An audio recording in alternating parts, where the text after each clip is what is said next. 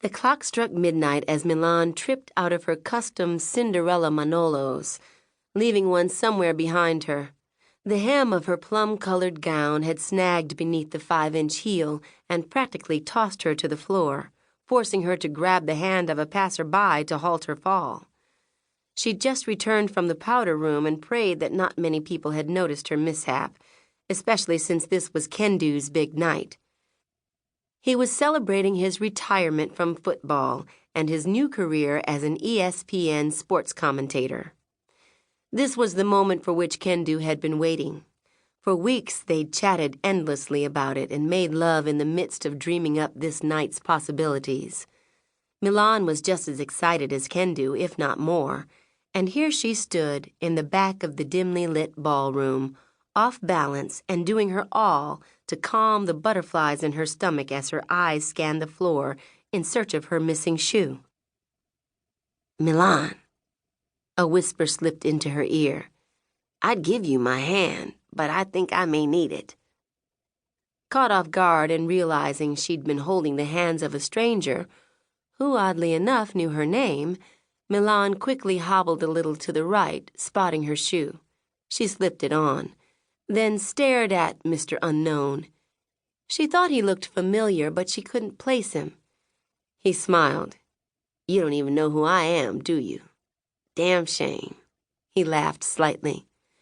Milan sucked in a sip of air and a full smile filled her face. "Samir?" she squealed. "Is that you?"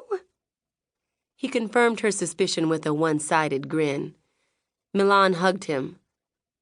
"Oh, my God, I haven't seen you in forever." Her eyes inspected him. He was a far cry from the kid next door whom she used to babysit.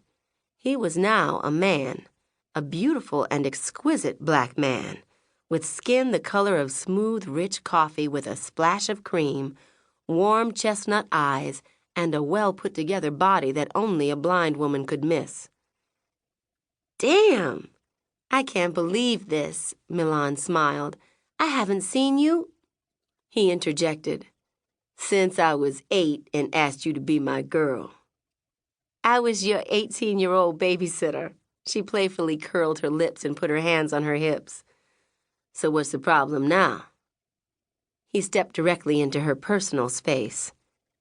"I'm taken," she said without thinking twice, placing her left hand in his.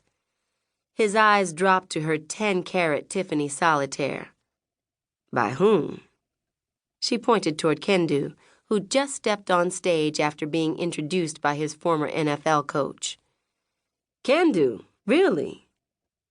Samir looked toward the stage. "Damn, I had no idea. Life is funny. He's going out," he looked Milan over, "and I'm stepping in." Milan eyed Samir and he winked. She hated that her dimples glowed. "Is that so?" She arched one brow. "#1 draft pick, baby. New York Giants starting quarterback." "Congratulations," she said, "but my man's a legend. Remember that." She returned his wink, turned to the stage and smiled at Kendu's presence.